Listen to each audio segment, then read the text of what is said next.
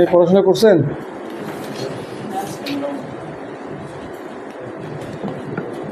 হঠাৎ করে পরীক্ষা ডেট দিবে তখন দেখবেন যে অন্ধকার।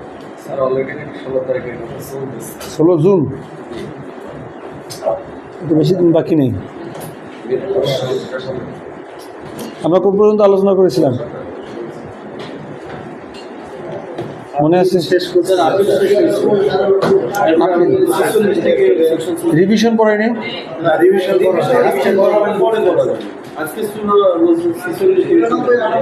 আচ্ছা তাহলে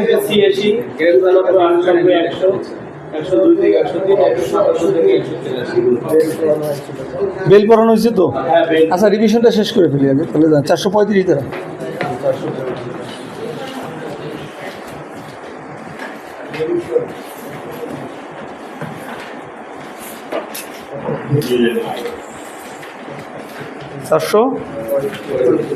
ধারা দেখেন। 435 ধারা বিষয়বস্তু হচ্ছে নথি তলবের ক্ষমতা, পাওয়ার to call for records. Power to call for records এখানকার এমসিকিউ হিসেবে আমরা যদি শুধু পড়ি যে এমসিকিউ এর জন্য আমাদের কি কি আসতে পারে। পাওয়ার টু কল ফর রেকর্ডস দুইটা আদালতের ক্ষমতা আছে, একটা হচ্ছে দায়রা আদালত আর একটা হচ্ছে হাইকোর্ট বিভাগের। ঠিক আছে, দায়রা আদালত এবং হাইকোর্ট বিভাগ, এই সবাই মনোযোগী হয়েছেন? দায়রা আদালত এবং হাইকোর্ট বিভাগ তার অধস্তন আদালতের, তাই না? থাকলো কি দায়রা এবং হাইকোর্টের ম্যাজিস্ট্রেট কোর্ট। দায়রার থাকলো সেশন, সরি হাইকোর্টের থাকলো সেশন, আর সেশনের থাকলো ম্যাজিস্ট্রেট কোর্ট। আবার হাইকোর্টের দুইটাই আছে, দায়রাও আছে সেশনও আছে। এই কোর্ট যদি একটু বইটা বের করেন আপনারা, এখানে দেখেন ইংরেজিতে আগে বুঝবেন, ইংরেজি থেকে বাংলায় বোঝা লাগবে। এখন যুগ চলে আসছে, খালি বাংলা বুঝলে হবে না, ইংরেজি টু বাংলা বুঝতে হবে। প্রোপ্রাইরিটি, ফাইন্ডিংস আর সেন্টেন্স আছে, দেখেন তো। হ্যাঁ হ্যাঁ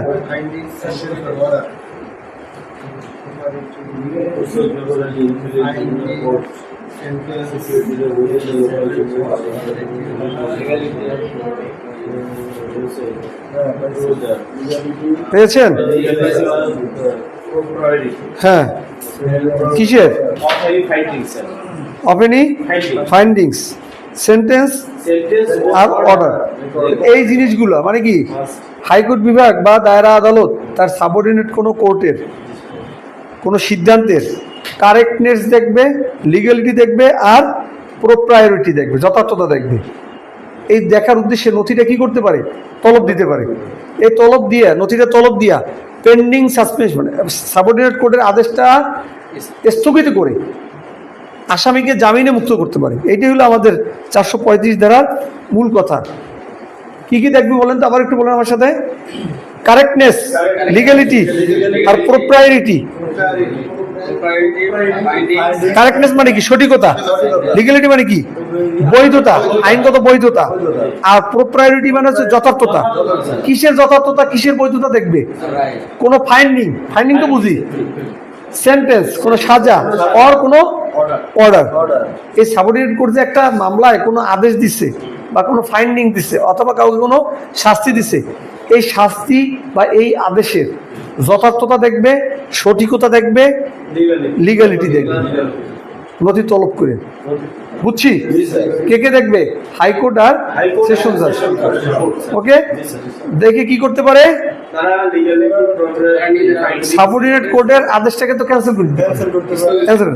আর যদি কোনো আসামি জেলে থাকে তাহলে জামিনে মুক্ত করতে পারে। দেখেন লাস্টের কথাটা, that direct that the execution of any sentence be suspended. কোনো রায়ের কার্যকারিতা স্থগিত থাকবে।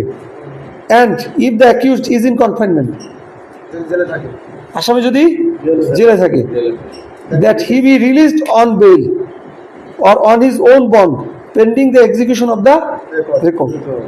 Clear? এই ধারায় সাবঅর্ডিনেট বলতে কি? অল এক্সিকিউটিভ ম্যাজিস্ট্রেট সেশন জাজের সাবঅর্ডিনেট। কারণ আমরা এর আগে 17 আর 17 এতে পড়ে আসছে কি সকল ম্যাজিস্ট্রেট দায়রা, জুডিশিয়াল ম্যাজিস্ট্রেট দায়রা, আর এক্সিকিউটিভ ম্যাজিস্ট্রেট কার সাবঅর্ডিনেট, ডিস্ট্রিক্ট ম্যাজিস্ট্রেট সাবঅর্ডিনেট। বুঝে কথা কইবেন, অপর করে দিছে।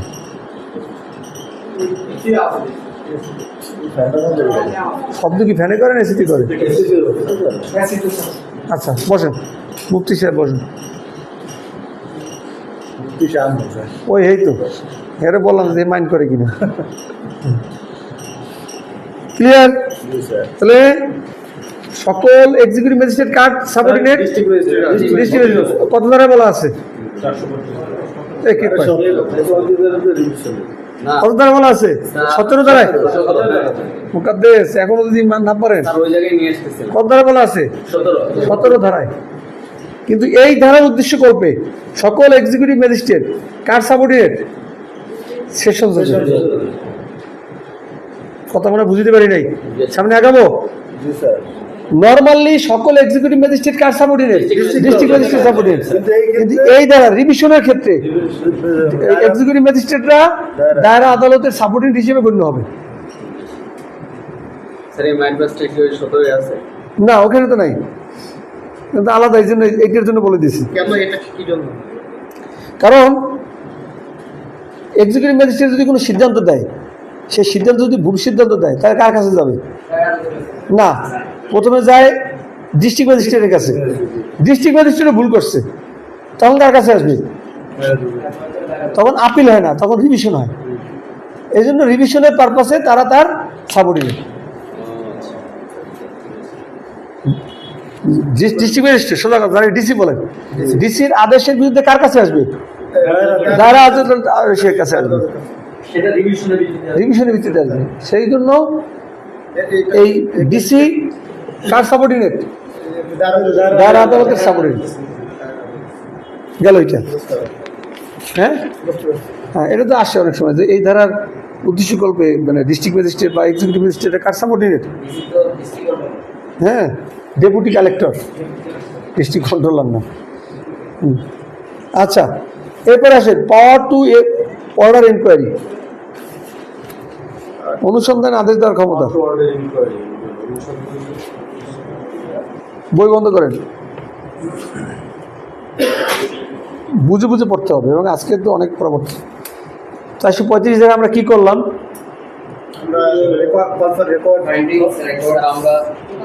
কে বলবে? আপনি বলেন তো কি করলাম 435 ধারায়? রিভিউ তো কোনো কথাই নেই। আলটিমেটলি করলামটা কি বলেন?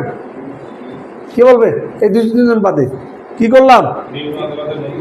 নথি তলব দিচ্ছি, নথি তলব দিয়ে আনছি। কি উদ্দেশ্যে আনছি?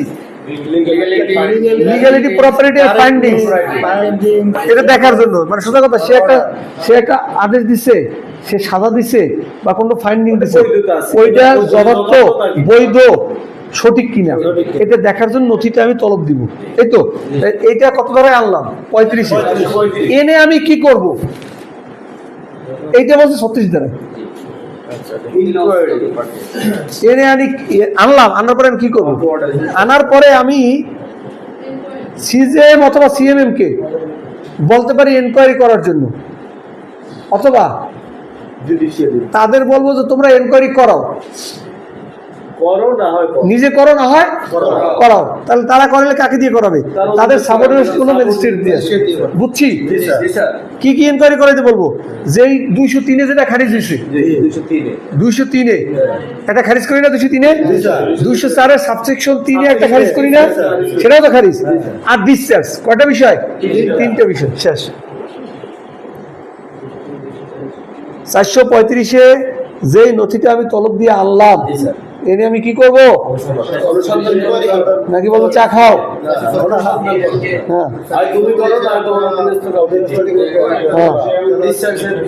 কটা বিষয়? 3টা। কি কি? 203-এ খারিজ, 204-এর 3, আর ডিসচার্জ। ওকে, 30। এখন আছে রিভিশনের ক্ষমতা 439। বই বন্ধ। যেখানে আপিল চলে রিভিশন হবে? রিভিশন হবে না। তার মানে কি আমাদের মূল মেসেজ হলো এটা, আবারও বলছি, সাবঅর্ডিনেট কোর্টের কোনো সিদ্ধান্ত আনচ্যালেঞ্জ থাকবে না, মানে ওই সিদ্ধান্তটাকে আমি চ্যালেঞ্জ করতে পারবো আপিল আকারে অথবা রিভিশন আকারে। ইমানের সহিত বুঝছি, আপিল আকারে অথবা রিভিশন আকারে। তো যেখানে আপিল আছে সেখানে অবশ্যই আমাকে কি করতে হবে? আপিল করতে হবে। যেখানে আপিল নাই সেখানে আমি কি করব? রিভিশন করব। ঠিক আছে? রিভিশন এখানেও দুইটা আদালতের ক্ষমতা, সেশন কোর্ট এবং হাইকোর্ট বিভাগে। প্রথমে বড় ভাইয়ের কথা বলছি 439, তারপরে ছোট ভাইয়ের কথা বলছি। ওকে, তাহলে রিভিশনটা হয়, দেখেন আপিল কিন্তু বুঝেছিলাম, আপিল হয় আইনের প্রশ্নে, ঘটনার প্রশ্নে, আর রিভিশন হয় শুধু আইনের প্রশ্নে। Error of law, occasioning failure of justice, যে আইনের কোনো ভুল করছে কিনা, যার দ্বারা ন্যায় বিচার বিঘ্নিত হয়েছে। মনে আছে ঘটনাগুলো? হ্যাঁ, আপনি কি চিন্তা করতেছেন? বলে সর্বশেষ কি কথা? না সর্বশেষ না বলছি কি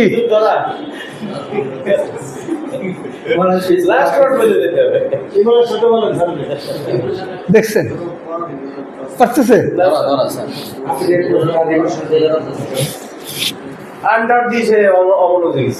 আমরা পীর না হইতে পারি, তাতে কি আল্লাহ তো কিছু ক্ষমতা দিচ্ছে। আচ্ছা, আবার বলি, এরর অফ ল, সবাই বলে আমার সাথে, error of law, occasioning failure of justice, মানে আইনের কোনো ভুল, যে ভুলের দ্বারা ন্যায় বিচার বিঘ্নিত হয়ে গেছে।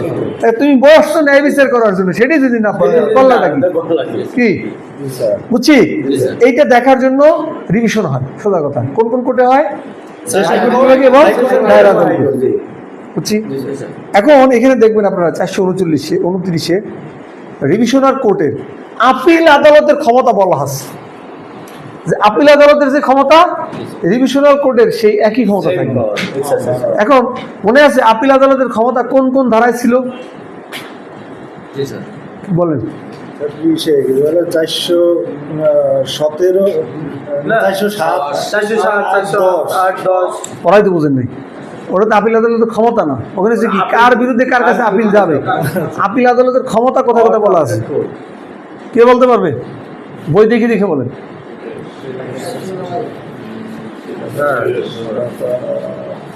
কি হ্যাঁ, আপনার প্রশ্নটা আমাদের জন্য একটু করে কেমন করে পড়াইছি তো, ইমান ঠিক না থাকলে আমি কি করবো? 423 পড়াইছি, 426 পড়াইছি। ইউনিভার্সিটি বলেন যে আসামিরে জামিন দেবে, আপিল পেন্ডিং রেখে আসামিরে কি করবে? জামিন দেবে। এই যে খালাস যেটা, এটার উল্টো কত? 426-এর উল্টো কত? 27 না? যে ওইখানে আবার অরেঞ্জ দেবে, তাহলে কত কত ছিল? 423, 426, 427, 428, 429 আছে না নাই? দেখেন তো 439-439 দেখেন,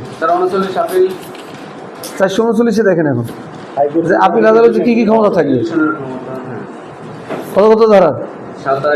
423, 26, 27, 28 আর 338। 338 ছিল কি? দায়রা আদালতে টেন্ডার অফ পার্ডন করার ক্ষমতা। এই ক্ষমতা কার থাকবে? রিভিশনাল কোর্টের। বুঝেন নাই কথাটা? রিভিশনাল কোর্টের কার ক্ষমতা থাকবে? আপিল আদালতের ক্ষমতা। তাহলে আপিল আদালতের ক্ষমতা কোন কোন ধারায় বলা হচ্ছে? 423, 426, 27, 28 আর 29। 423 থেকে 426 থেকে 29 এই ক্ষমতাগুলো কার থাকবে? রিভিশনাল কোর্টের। কার ক্ষমতা? আপিল আদালতের ক্ষমতা। ক্লিয়ার? এটাই প্রথমে বলে দিচ্ছি যে তুমি রিভিশন শুনলে তোমার কি কি ক্ষমতা থাকবে? আপিল আদালতের ক্ষমতা থাকবে। এখন কিছু ব্যতিক্রম আছে, মন দিয়ে শুনবেন। মন নাই, ব্যতিক্রমগুলো কি? এখন তো আপিল আদালত খালাসকে দণ্ডে পরিণত করতে পারতো না? পারতো না? আপিল আদালত খালাসকে দণ্ডে পরিণত করতে পারতো না? পারতো না? পারতো, কারণ খালাসের বিরুদ্ধে আপিল হয় না? হয়। খালাসকে দণ্ড পরিণত করতে পারতো। তাহলে উপরে বলছে আপিল আদালতে সব ক্ষমতা থাকবে, কিন্তু ভিতরে এসে বলছে তুমি খালাসকে দণ্ডে পরিণত করতে পারবে না। কে? Revisional court. এটা হলো একটা এক্সেপশন। এই জন্য শুরুতে বলতেছে সব আছে, এরপরে কিছু কিছু এক্সেপশন করে দিয়েছে। এই যে দেখেন, পড়া বোঝে না, বুঝলে কেমন ইয়ে করে। খালাসকে যদি দণ্ড পরিণত করা না যায়, তাহলে খালাসের বিরুদ্ধে রিভিশন করে লাভ কিছু। খালাসকে যদি দণ্ডে পরিণত করতে নাই পারে, তাহলে করবেন না, তাহলে লাভ নাই। হ্যাঁ, এই যে দেখেন 439 সাবসেকশন 4,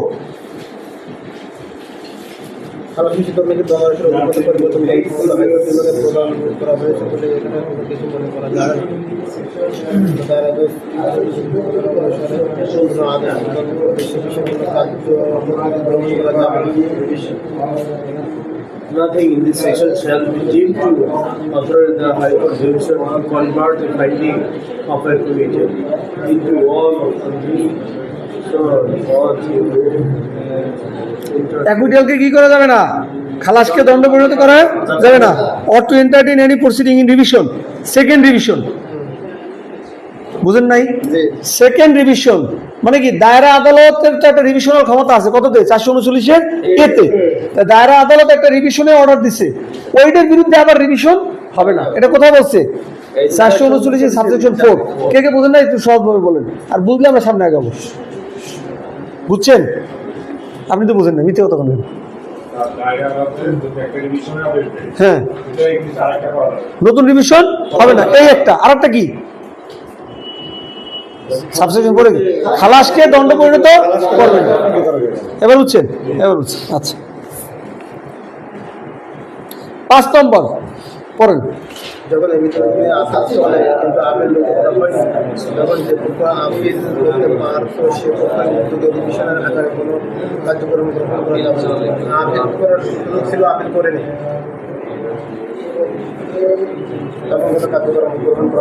যাবে? বলছি কি যে আপিল চলে কিন্তু রিভিশন করেন নাই, হবে না। যেখানে আপিল চলে না সেখানে কি করা যাবে? রিভিশন করা যাবে। কত বললাম? সাবসেকশন 4 আর সাবসেকশন 5। সাবসেকশন 3 যদি কম সাজার বিরুদ্ধে অধিকতর সাজার জন্য যায়, এটা রিভিশন সম্ভব। তবে রিভিশনাল কোর্ট, ম্যাজিস্ট্রেট কোর্ট যা দিতে পারতো তার বেশি দিবে না। বোঝেন নাই মনে হচ্ছে? কঠিন কিছু। এটা কি বলছে? ধরেন আপনি তৃতীয়, একজন প্রথম শ্রেণীর ম্যাজিস্ট্রেট 3 বছর সাজা দিচ্ছে, আপনি রিভিশন করছেন। রিভিশনাল কোর্ট মনে করতেছে সাজা বাড়ানো উচিত, সাজা কম হয়ে গেছে, সাজা বাড়ানো উচিত। তাহলে সে সাজা বাড়াইতে পারবে কতটুকু পর্যন্ত? 5 বছর। এই তো এটা কঠিন কথা। ম্যাজিস্ট্রেট যা পারতো আপনি ওই পর্যন্ত বাড়াইতে পারবেন, তার বেশি না। আপনি মনে আছে না যে দায়রা আদালত এবং হাইকোর্ট বিভাগ যা ইচ্ছা তাই দিতে পারে। তুমি যা ইচ্ছা তাই পারো তা না। যেখানে ট্রায়াল হয়েছে সে কতটুকু পারতো? বুঝছি। আচ্ছা, আর কমন কিছু বিষয় আছে যে অপরপক্ষকে না শুনে, আসামিকে না শুনে রিভিশন করা যাবে না। বাধ্যপক্ষ শোনার সুযোগ দিতে হবে, ক্ষতিগ্রস্ত না করে। সাবসেকশন 2 পড়েন।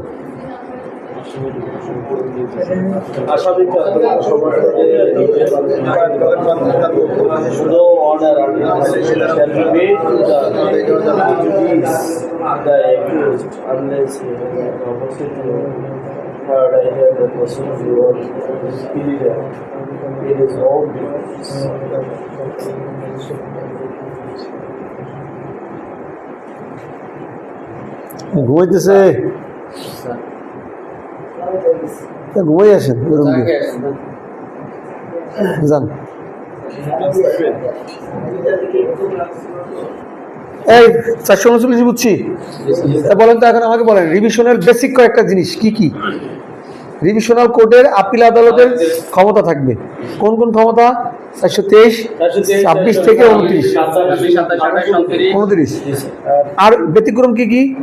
রিভিশনাল কোর্ট সাজা বৃদ্ধি যদি করে তাহলে প্রথম শ্রেণীর ম্যাজিস্ট্রেট যা দিতে পারতো তার অতিরিক্ত দিবে না।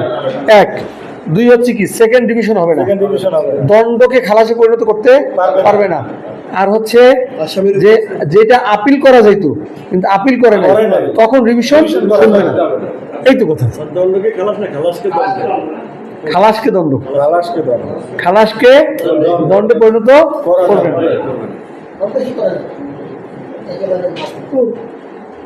কি এই আবার আউলেই গেছে ট্রায়াল যদি সেটাই তো, খালাসকে সেটা আপিল আদালত করবে, রিভিশন আদালত করবে না। মানে ওর সব ক্ষমতাই থাকবে, এরপরে আইনের ব্যাপারটাই তো এটা বলে দিয়ে তারপর কিছু কাটসাট করে। এইগুলোই তো এক্সেপশন, এই জন্য পড়াইলাম। কি কি এক্সেপশন? সেকেন্ড ডিভিশন হবে না। সেকেন্ড ডিভিশন মানে কি? দায়রা আদালতের রিভিশনাল সিদ্ধান্তের পরে আবার নতুন করে তার বিরুদ্ধে হাইকোর্টে রিভিশনে যাওয়া যাবে না। ক্লিয়ার? যেটা দেওয়ানিতে আপিল যদি চলে, আপিল করলেন না, বলেন আমি রিভিশন, সেটা হবে না। হবে না। হ্যাঁ, মানে আপিলের সুযোগ থাকলে রিভিশন হবে, হ্যালো সুযোগ না থাকলে রিভিশন হবে। হ্যালো, না করলে তো ক্লাসে ক্লাসে না, যে এখন ওই যে ইসে আছে পল্টনে, ওই তো আগের মতোই 8:30 বাজে।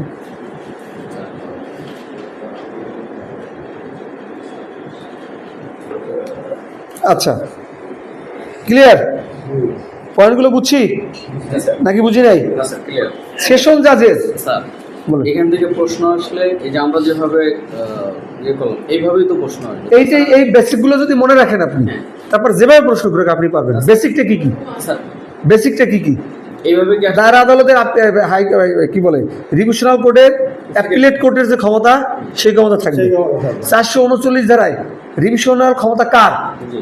কার? হাইকোর্ট এবং না, 439 শুধু হাইকোর্ট বিভাগের, হ্যাঁ, হাইকোর্ট বিভাগ। শুধু হাইকোর্ট বিভাগের। আর 439 কত কার? দায়রা আদালতের। এইটা এরপরে কারণ বলে দিল যে হাইকোর্ট বিভাগ 439 ধারায় রিভিশন শুনে নিম্নের কোনটি পারে না? জি। খালাসকে দণ্ডের ফাইন্ডিংস দিতে পারে না। এরপরে দ্বিতীয় রিভিশন হয় না। এরকম ধরনের 4টার মধ্যে অনেক সময় 3টেই থাকতে পারে, বা উপরে সবগুলো সঠিক, আবার একটা থাকতে পারে, 2টা থাকতে পারে, ক খ সঠিক। এইটাই তো আপনাকে বেসিকগুলো তো জানা লাগবে। সে যেখানে আপিল চলে সেখানে আপিল না করলে রিভিশন হবে না। এই তো এবারে আসামি পক্ষকে শোনার সুযোগ না দিয়া, আত্মপক্ষ সমর্থনের সুযোগ না দিয়া তার বিরুদ্ধে কোনো সিদ্ধান্ত নেওয়া যাবে না। এই তো বেসিক বিষয়গুলো। ওইটাই কোশ্চেন করছি, যদি এইভাবে প্রশ্ন আসে তাহলে তো আলাদা ব্যাপার। আর যদি প্রশ্ন আসে যে 439-এর 2-এ এটা কি আছে, এটা যদি আসে তো আসতেই পারে, একটু হয়ে যাবে। আপনাকে তো আলাদা আলাদা করে পড়তে হবে যে কোন সাবসেকশনে কি আছে নাকি। আচ্ছা, গেল এটা 439 রে, এটা নিজেরা একটু পড়েন। দায়রা আদালত রিভিশন ক্ষমতা।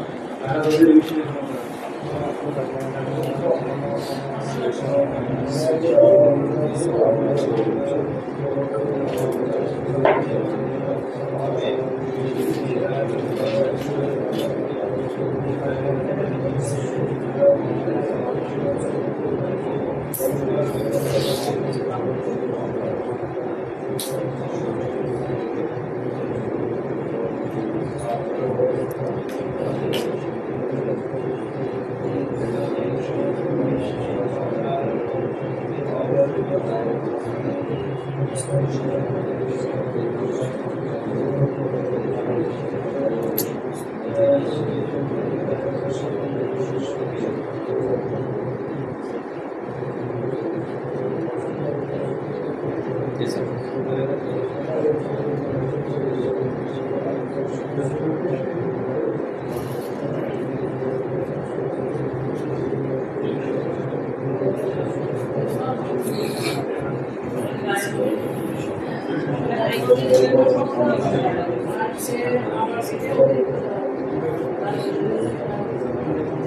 পড়ছেন?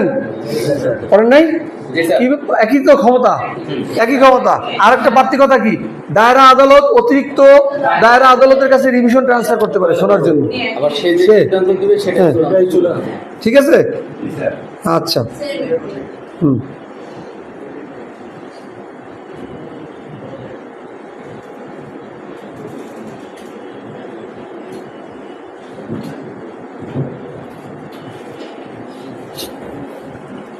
এরপরে আসেন রিভিশনাল ক্ষমতা তো গেল। এখন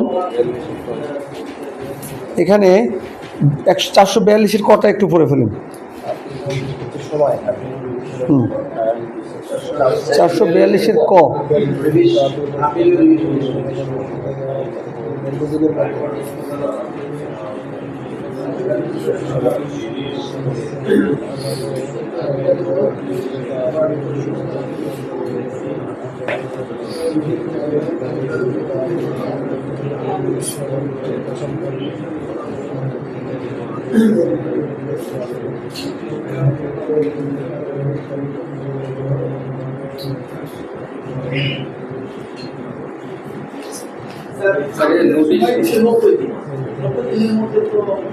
এটা ম্যান্ডেটরি না, এটা মানে পাওয়ার ডাইরেক্টরি বলে, মানে এটা নির্দেশনামূলক, এটা বাধ্যতামূলক না, সম্ভব না এভাবে করা, বুঝছেন? এটা সম্ভব না। আচ্ছা, তাহলে হলো, আপনার যেটা ছেড়ে দিবেন, আপনারা যেটা ছেড়ে দিয়েছেন, পারলো কি পারলো না, এটা হলো ইয়ার ব্যাপার, কোর্টের ব্যাপার।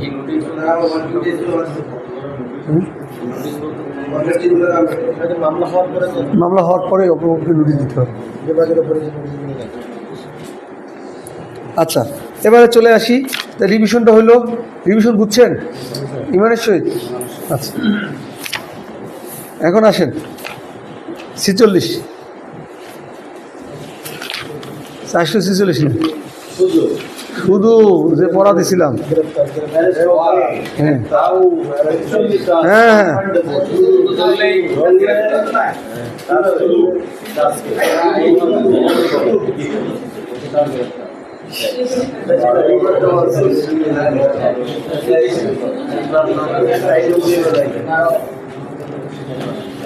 আচ্ছা, তার আগে কিছু খুচরা সেকশন আমরা শেষ করি। Section 36, ordinary power of magistrate, ম্যাজিস্ট্রেটগণের সাধারণ ক্ষমতা। আমরা শুধুমাত্র সেকেন্ড শিডিউল নিয়ে মানে কথা বলছি, গেলি দ্বিতীয় তফসিল আরও আছে। তৃতীয় তফসিলে ম্যাজিস্ট্রেটদের সাধারণ ক্ষমতা বর্ণনা করেছে, একটু যাই দেখে আসেন। কত তফসিলে? তৃতীয় তফসিলে। হ্যাঁ, 37 দ্বারা হচ্ছে এডিশনাল পাওয়ার কনফারেবল অন ম্যাজিস্ট্রেট, অতিরিক্ত ক্ষমতা। কত তফসিলে? চতুর্থ তফসিলে।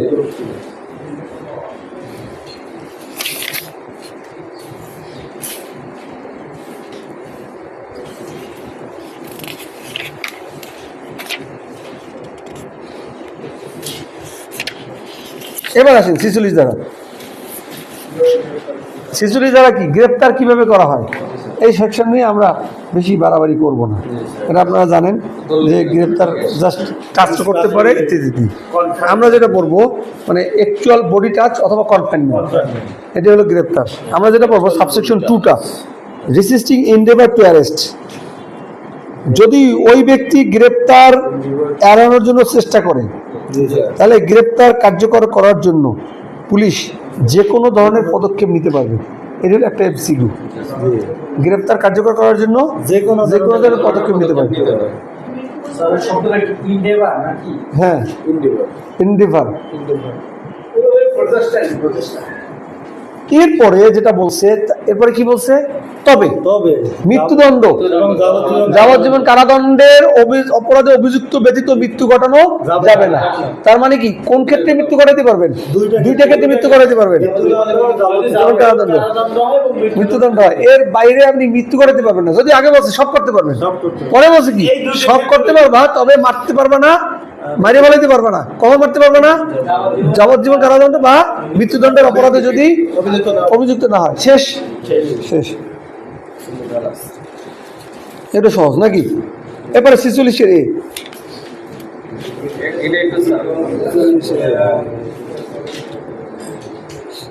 Procedure of arrest and duties of officer making arrest. গ্রেপ্তার করার পদ্ধতি এটা পড়ছেন? পড়লে বলেন, তাহলে আর আমরা ইয়ে করবো না। মানে কিছু বিষয় আছে যে তার নাম ঠিকানা, আইডি কার্ড শো করতে হবে, গ্রেপ্তারের পরে তারপরে তাকে কি করতে হবে, আত্মীয় স্বজনকে ইত্যাদি ইত্যাদি। এরপরে দেখেন তার স্বাস্থ্য পরীক্ষা স্বাস্থ্য পরীক্ষা করবে কত ধারা আছে? ধরার সময়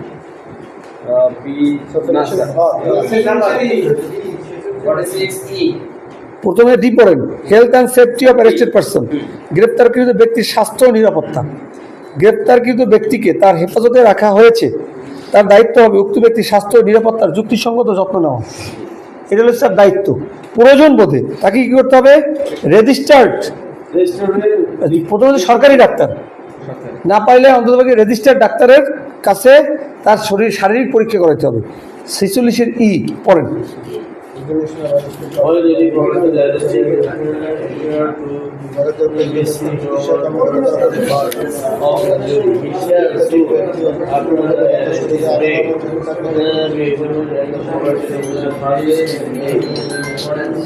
হ্যালো, জি ওয়ালাইকুম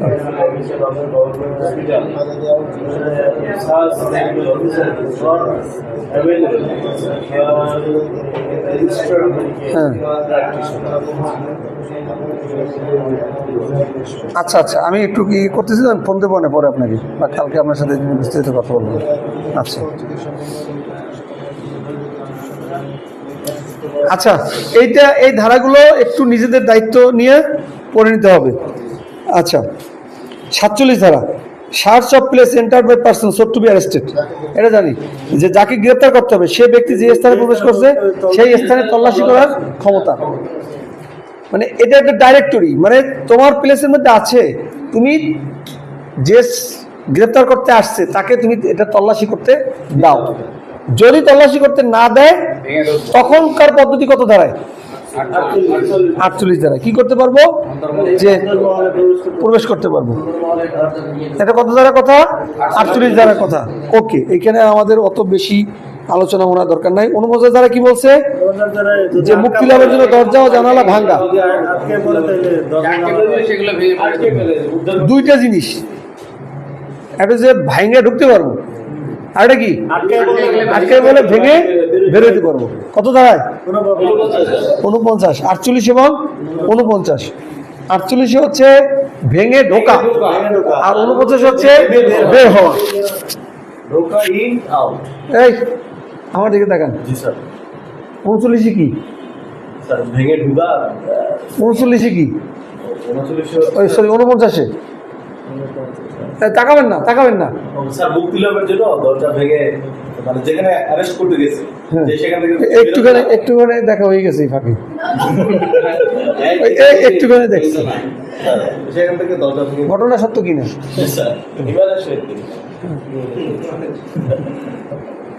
তাহলে এরপরে আসে 50, নো আননেসেসারি রেস্ট্রেন্ট। প্রয়োজন অতিরিক্ত কাকে? এটা কি আসামের জন্য প্রযোজ্য না যে গ্রেপ্তার করতেছে তার জন্য? দেখছেন পড়তেছে 49 ধারা কার জন্য? সরি 50 ধারা কার জন্য? পুলিশ শুধু বলবো না, পুলিশ বলবো না, যে ব্যক্তি গ্রেপ্তার করতেছে তার জন্য। নো আননেসেসারি রেস্ট্রেন্ট মানে যতটুকু দরকার ততটুকু, তার বেশি তাকে বল প্রয়োগ করবো না বা তাকে আটকও রাখবো না, তার বেশি। মানে যাকে হ্যান্ডকাপ পরানো দরকার তাকে হ্যান্ডকাপ পরাবো, যাকে ডান্ডা বেরি তাকে ডান্ডা বেরি, কিন্তু সবার জন্য সব না। এই জন্য এটা কিসের জন্য? 50, no unnecessary restraint. Okay. 51, search of arrested person. Sir এটাই তো seizure list. Search of arrested person, তাকে কি করতে হবে? তল্লাশি করতে হবে। যদি কোনো পাওয়া যায় কিছু তাহলে কি করতে হবে? জব্দ করলে উপস্থিত সাক্ষী সমূহে একটা তালিকা প্রস্তুত করব, তালিকা প্রস্তুত করে সম্ভব হলে সাক্ষীদের সাক্ষ্য সংগ্রহ করব, এবং ওই একটা কপি গ্রেপ্তারকৃত ব্যক্তিকে অথবা তার মনোনীত কোনো ব্যক্তিকে দিতে হবে। এটা কত ধারা বলা আছে? 51 ধারা। সহজ না কঠিন এগুলো? আচ্ছা, নারীদেরকে গ্রেপ্তার করার পদ্ধতি কত ধারায়? 52 ধারা। ফাইন। আর অফেন্সিভ উইপন্স, মারাত্মক বা অস্ত্রশস্ত্র যদি জব্দ করি, এটা কত ধারায়? 53 ধারা। ফাইন ফাইন, এগুলো পারেন, এগুলো পারেন। 54 ধারাও পারেন নাকি? আগে ছিল কয়টা? কয়টা? 11টা। শুধু এটাকে জানি না এই ইয়েগুলো পড়তে হবে, গ্রাউন্ডগুলো পড়তে হবে। 54 এ এটা একটু পড়েন। যদি কোনো পুলিশ অফিসার যদি ওয়ারেন্ট ছাড়া কাউকে গ্রেপ্তার করেন তবে গ্রেপ্তারের সময় তাকে গ্রেপ্তারের কারণ জানাবেন। তাহলে আপনি কেন গ্রেপ্তার করতেছেন 54 ধারায়? তাহলে কি কারণে? 11টা কারণে কোনটার মধ্যে আমি পড়ছি এইটা আমাকে জানান। বুঝতে পারছি? এই বিনা পরোয়ানায় গ্রেপ্তার করলে গ্রেপ্তারের কারণ জানাতে হবে। কত ধারা বলা আছে? 54 এ ক। আচ্ছা, অ্যারেস্ট অফ ভ্যাগাবন্ডস হ্যাবিচুয়াল রবার্টস।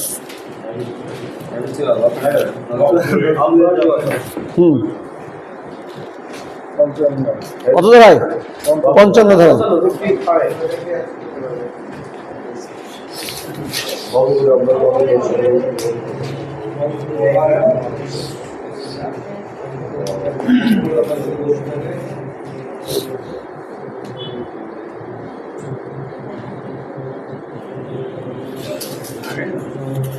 পড়ছি। এরপরে আসেন 57 refusal to give name and residence. Cognizable offence যদি সামনে বসে ঘটায় তাহলে তারাকে গ্রেপ্তার করতে পারবো। কত ধারা বিধান অনুযায়ী? 54 ধারায়। এখন কগনিজেবল অফেন্স করে নাই, করছে কি নন কগনিজেবল, তাহলে তার পুলিশ গ্রেপ্তার করতে পারবে না। বুঝতে পারছেন? ধরেন একজন আরেকজনের 3-4টে ঘুষি দিছে, আমি কিন্তু আরে গ্রেপ্তার করতে পারতেছেন না। পারবেন যদি সে তার নাম ঠিকানা দিতে অস্বীকৃতি জানায় অথবা ভুল দেয়, তখন তাকে গ্রেপ্তার করা যাবে। বুঝতে পারছেন? কি উদ্দেশ্যে? উদ্দেশ্য হচ্ছে এটা একটু পড়েন তো, 57 ধারা পড়েন যে কি উদ্দেশ্যে এই গ্রেপ্তার করা যাবে নন কগনিজেবল অফেন্স ঘটার পরেও। যে কোনো পুলিশ অফিসারের অযোগ্য অপরাধ অথবা এরকম করার অপরাধে অভিযুক্ত হয় এবং উক্ত অফিসার দাবি করলে নিজ নাম ও বাস্তবের ঠিকানা থেকে অস্বীকার করে অথবা এমন নাম ও ঠিকানার কথা প্রকাশ করে যা উক্ত অফিসার মিথ্যা বলে মনে করে, তখন তার নাম ও ঠিকানা সম্পর্কে নিশ্চিত হওয়ায় উক্ত পুলিশ অফিসার তাকে গ্রেপ্তার করতে হবে। কি উদ্দেশ্যে? কি উদ্দেশ্যে? নাম ঠিকানা সংগ্রহ করার উদ্দেশ্যে। নাম ঠিকানা, এক কথা হলো নাম ঠিকানা সংগ্রহ করার উদ্দেশ্যে তাকে গ্রেপ্তার করতে হবে। হ্যাঁ, কখন? নন কগনিজেবল অফেন্স যদি সামনে সংগঠন করে তখন তার নাম ঠিকানা উদ্ঘাটনের উদ্দেশ্যে তাকে গ্রেপ্তার করতে পারবে। কত ধারায়? 57 ধারায়। কত ধারায়? 57 ধারায়। 54 খেলে মাথায় 54 খেলে।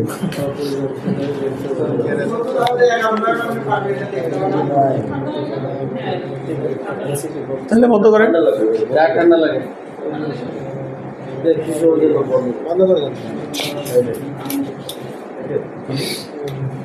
আচ্ছা, এরপরে আসেন 59 arrest by private person and procedure on such arrest. Private person বলতে আমরা কাকে বুঝাচ্ছি? Other than police. Other than police. তাহলে যে কোনো প্রাইভেট পারসন অন্য অপর প্রাইভেট পারসনকে কি করতে পারবে? গ্রেপ্তার করতে পারবে। আচ্ছা, কখন?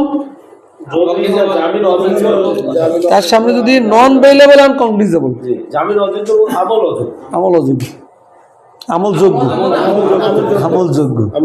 জামিন অযোগ্য আমলযোগ্য। আর পুলিশের সামনে কি জামিনের ব্যাপার আছে? না, পুলিশের হচ্ছে কি আমলযোগ্য হলেই হবে। আর প্রাইভেট পার্সনের ক্ষেত্রে আমলযোগ্য শর্ত জামিন অযোগ্য যদি কোনো অপরাধ করে। অথবা আরেকটা হচ্ছে প্রোক্লেমড অফেন্ডার। আমি আরো একদিন বলছি যে প্রোক্লেমড অফেন্ডার বলতে আমরা কাকে বুঝি? কে ভাই ঘোষিত অপরাধীটা কি? চুরি। আমাদের এলাকায় মাঝে মাঝে রাষ্ট্র ঘোষণা করে না যে দেশকে ধরে আর হচ্ছে কি যার বিরুদ্ধে আদালত 87 ধারায় প্রোক্লামেশন ইস্যু করছে, সেও কি প্রোক্লেমড অফেন্ডার। আদালত হুলিয়া জারি করে না? তাহলে আপনি শুনছেন এর বিরুদ্ধে হুলিয়া জারি আছে, ওয়ারেন্ট তো আপনার কাছে নাই, তাহলে আপনি তাকে কি করতে পারবেন? গ্রেপ্তার করতে পারবেন। করে কি করবেন? নিকটস্থ পুলিশের কাছে দিবে, যদি না পাইলে তাহলে থানায়। এই তো এই সবই পারেন, বুঝছি।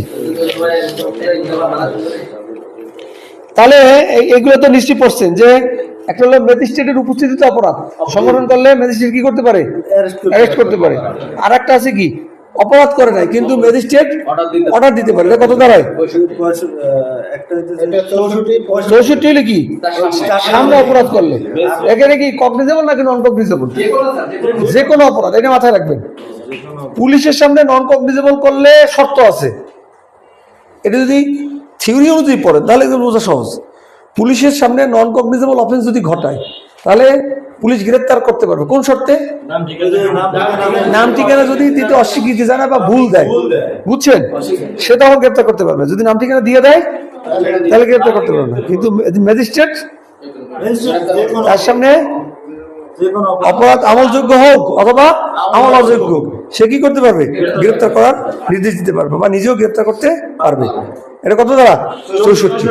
আর 65 দ্বারা বলছি কি, অপরাধ করে নাই কিন্তু সে আদারওয়াইজ গ্রেপ্তার করতে পারে। এখন ধরেন আজকে সামনে অপরাধ করে নাই কিন্তু ম্যাজিস্ট্রেট জানে যে এর বিরুদ্ধে তার একটা ওয়ারেন্ট দেওয়া আছে, যে বাবু তুমি তো আমার ওয়ারেন্টভুক্ত আসামি, তোমার আজকে পাই না। তাহলে মুকাদ্দেসকে বলবো কি, মুকাদ্দেস ধরেন, হ্যাঁ কারে, ওই ব্যক্তিকে কত দাঁড়ায়? 65 দাঁড়ায়। পড়েন, ইমানের সহিত পড়েন।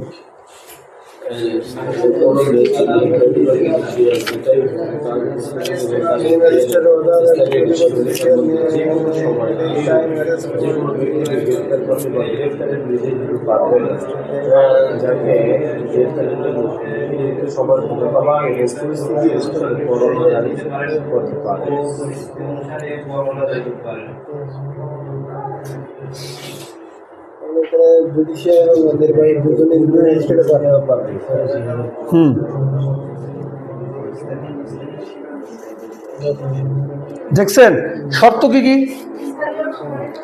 স্থানীয় সীমা কে কে পারে? Executive, judicial. আর একটা শর্ত কি? স্থানীয় সীমা। ইয়েস। এবার 67 এ,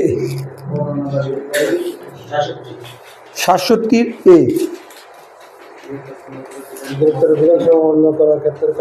কি পদ্ধতি? এই যে এতক্ষণ ভালো ভালো কথা বললাম যে গ্রেপ্তার করিয়া মেডিকেল সার্টিফিকেট মানে মেডিকেল অফিসারকে দেখাবা, এরপরে আত্মীয় স্বজনদের জানাবা, সিজার লিস্ট করবা, যদি তার কাছে কিছু পাওয়া যায় সিজার লিস্টে সাক্ষীদের স্বাক্ষর রাখবা, এই যে বিভিন্ন ধরনের উপদেশমূলক কথা বললাম, এই উপদেশ যদি মুকাদ্দেস না মানে তাহলে কি করা যাবে? এটা বিধান কোথায় বলছে? 67 এ দ্বারায় বলছে যে তার বিরুদ্ধে সার্ভিস রুল অনুযায়ী ব্যবস্থা নেওয়ার জন্য ম্যাজিস্ট্রেট অথবা ওই অফিসার নির্দেশ দিতে পারবে। না, এটা এই জন্যই তার করাইলাম, এটা অ্যামেন্ডমেন্টে আসছে।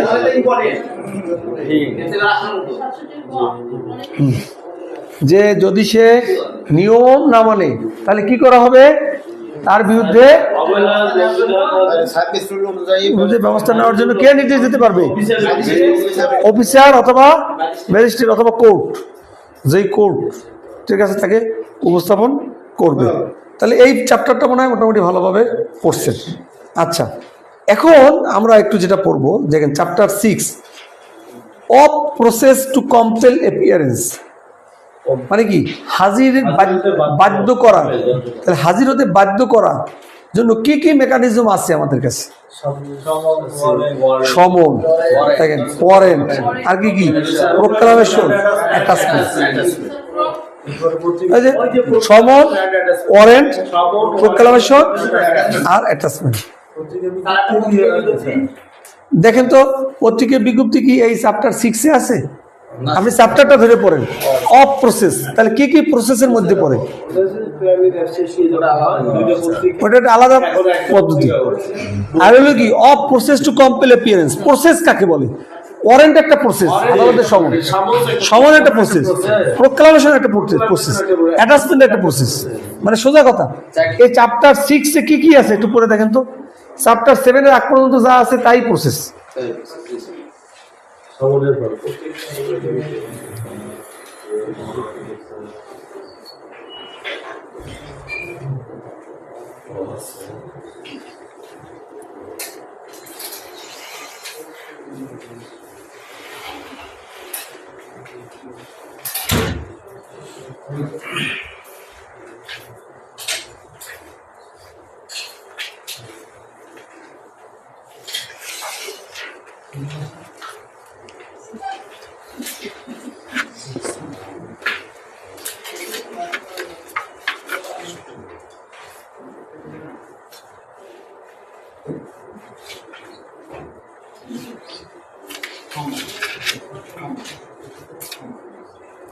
বুঝছি কত পর্যন্ত?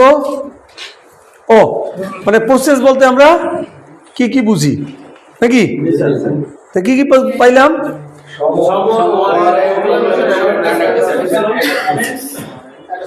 ওকে, এখন সমনটা নিজেরা পড়বেন, এটা নিয়ে আমি ক্লাসে সময় নষ্ট করবো না, তাহলে আমার গুরুত্ব। ওয়ারেন্ট